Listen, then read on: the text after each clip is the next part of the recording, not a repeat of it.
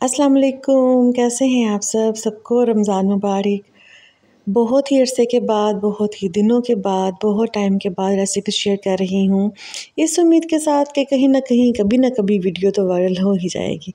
Comments मिलेंगे, likes मिलेंगे और शेयरिंग होगी। कभी न कभी ये तो ख्वाब है, अल्लाह करे ये ख्वाब हकीकत में बदल जाए। तो यहाँ पे रमज़ान जैसा कि आ चुका है, सबके दस्तरखान सज चुके हैं, सबके किचन्स की रौनकें बहाल हो चुकी हैं। तो इसी तरह से हम भी लग पड़े कामों पे। यहाँ पे एक तरफ मैं चिकन कढ़ाई बना रही थी, एक तरफ मेरा बेटा कटिंग कर रहा था, उसने भी कुछ बनाना था, और एक तरफ मेरी बेटी फ्रूट चाट के लिए फ्रूट्स काट रही थी। साथ साथ ही मैंने समोसों को फिल कर लिया और अब इनको फ्राई करना है। उसके साथ साथ मैंने खाने की भी तैयारी कर ली। खाने में चिकन कढ़ाई बन रही थी। मैंने अपनी बेटी को कहा कि तुम जल्दी से फ्रूट्स काट दो, उसकी मिक्सिंग वगैरह कर दो, और जो भी बाकी चीज़ें रह जाएंगी वो मैं कर लूँगी। चटनियाँ वगैरह बना के रेडी कर दी गई थी।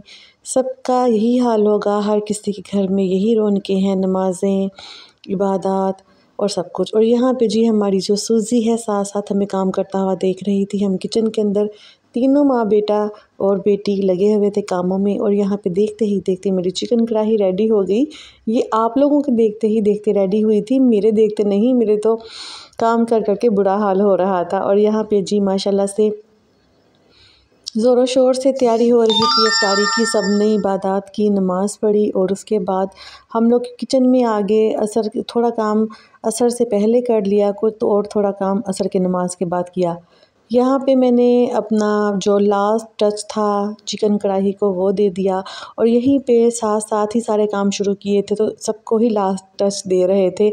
और यहाँ पे एंड के ऊपर मैं फिर सारा जो था वो कर रही थी एंड अपनी चीज़ों का, गार्निशिंग का। और यहाँ पे चाट भी तकरीबन रेडी थी। स्ट्रॉबेरीज़ जैसा कि सभी एंड पे डालते होंगे, स्ट्रॉबेरीज़ एंड पे डाली गई थी। अच्छा, चाट में मैंने डिफरेंट किया था कि इसके अंदर मैंने पपीता भी डाला था, स्ट्रॉबेरीज़ भी डाली थी, माल्टे का जूस डाला था, और शुगर डाली थी, सॉल्ट डाला था, चाट मसाला ऐड किया था। और हस्बे मामूल सबके घरों में फ्रूट चाट में जिस तरह केले और सेब डलते हैं वो थे, और मेलन था। बहुत ही मज़ेदार, बहुत ही डिफरेंट, बड़ी ज़बरदस्त चाट रेडी हुई थी। और यहाँ पे मेरे बेटे ने रेडी किए हैं सैंडविचेस, बड़े ही ज़बरदस्त, बहुत ही ज़्यादा मज़ेदार किस्म के। उसको था कि ये मैं बनाता हूँ, उसको इस तरह के लवाजमा चीज़ें बहुत ज़्यादा पसंद हैं। इस वाली डिश का मेरा कोई इरादा नहीं था, लेकिन बेटे ने किचन में काम स्टार्ट कर लिया। फिर लगे हाथ मैंने भी थोड़ी सी हेल्प करवाई, बाकी सारी फिलिंग, कटिंग, हर चीज़ उसने की थी। और बस टेस्ट के और अकॉर्डिंग जो भी इसमें नमक मिर्च वगैरह डलना था थोड़ा थोड़ा सा मैं बताती गई, बाकी सारी रेडी उसने की थी माशाल्लाह से। बेटी ने फ्रूट चाट रेडी कर दी, साथ में पकौड़ों में हेल्प की, और मैंने फिर जो बाकी था फ्राई वगैरह और खाना जैसे कि मैंने आपको बताया वो किया। तो ये जी माशाल्लाह से अब पता नहीं मुझे कि तीसरा रोज़ा या चौथे रोज़े की इफ्तारी थी, क्योंकि मैं बिल्कुल ही फेड अप हो चुकी हूँ अपने चैनल से, अपनी वीडियो से, व्लॉगिंग से, क्योंकि कोई अच्छा रिस्पांस नहीं है। मेहनत बहुत ज़्यादा है, टाइम निकाल के हमें एडिटिंग करनी पड़ती है, लेकिन देखते तो लोग हैं लेकिन उसको सब्सक्राइब भी नहीं करते, लाइक शेयर भी नहीं करते। चलें कोई नहीं, बड़े ही अरसे के बाद मैंने सोचा कि चलो एक और व्लॉग लगा के देखती हूँ, क्या पता इसी में से कुछ हमें हासिल हो जाए। तो ये जी फिर उससे अगले दिन की थी।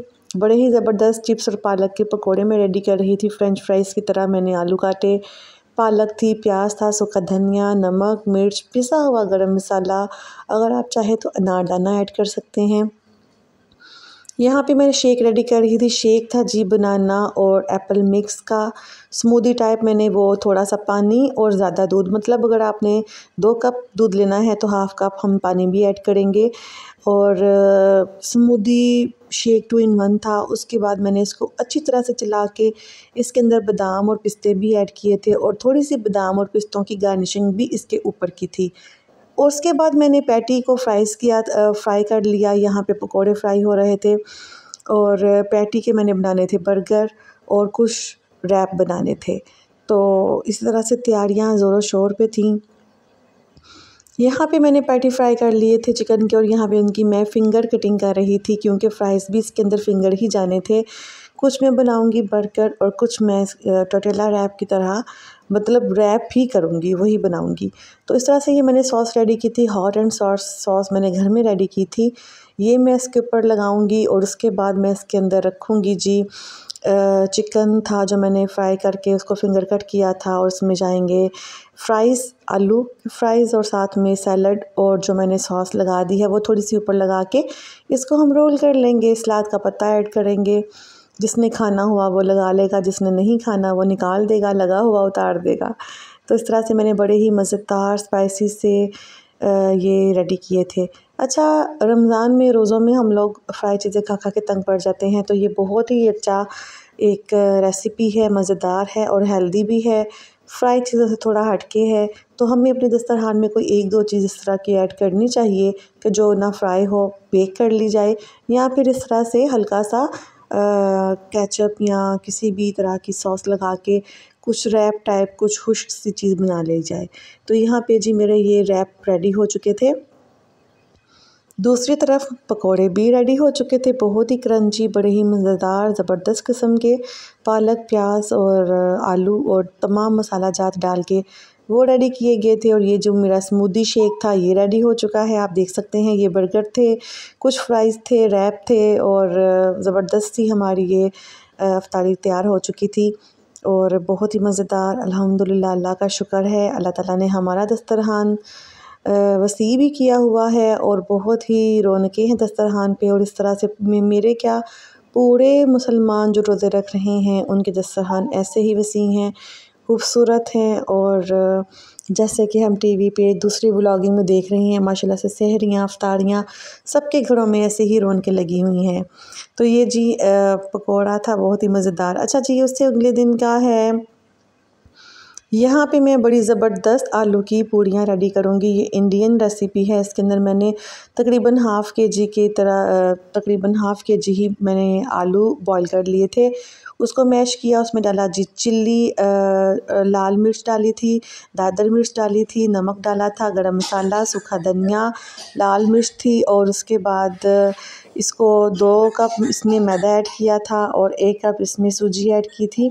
उसको हाथों की मदद से बहुत अच्छे तरीके से मैंने मैश कर लिया था, और उसको ऑयल लगा लगा कर छोटे छोटे पेड़े बेल लेने हैं, और ऑयल लगा के ही हाथों की मदद से पूड़ियाँ बेल लेनी हैं, या बेलन की मदद से आप पूड़ियाँ बेल लें। और इस तरह से बहुत ही ज़्यादा गर्म ऑयल के अंदर हम ये आलू की पूड़ियाँ डालते जाएंगे, और चम्मच के साथ इसके ऊपर हमने ऑयल डालते जाना है, और साइडों से इसके किनारों को हिलाते जाना है, जिस तरह से मैं हिला रही हूँ। देखिए कितना ज़बरदस्त इसका गोल्डन कलर आया है, पूरी कितनी सॉफ्ट है, चम्मच के साथ पलट रही है और इसको दबाने से फूल रही है। तो ये जी आलू की पूड़ियाँ थी, ये मैंने ट्राई की, बहुत ही ज़बरदस्त बनी, बहुत ही मज़ेदार। इसके साथ जो तैयार की जाती है वो इमली की चटनी है, इमली की सॉस है, जो हम घर में सबको ही पता है उसकी रेसिपी कि ये किस तरह बनती है।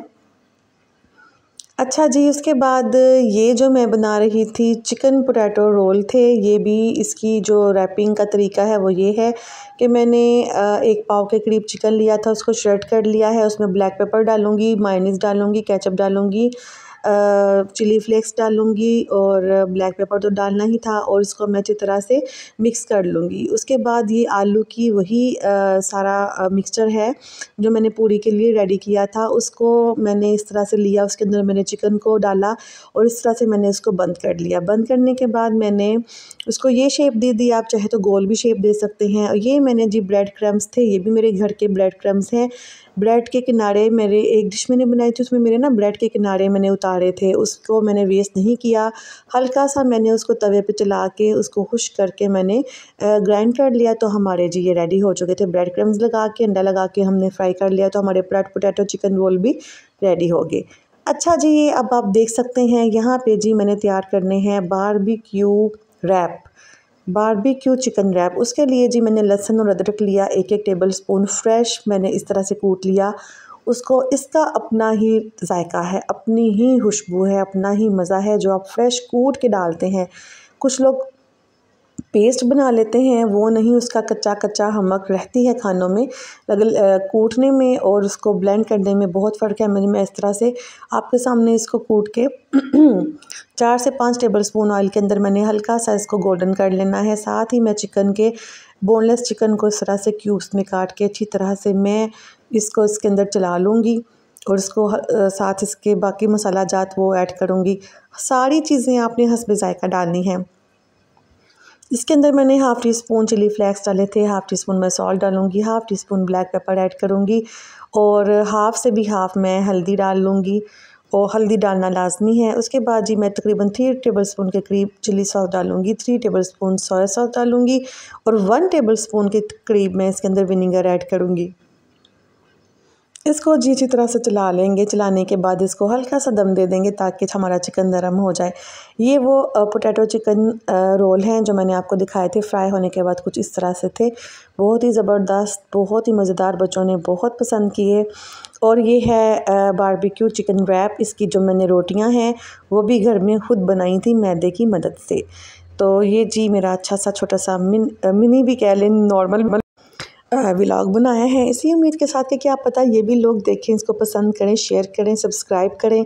सब्सक्राइबर बढ़ेंगे तो बात बनेगी, व्यूज़ आएंगे तो बात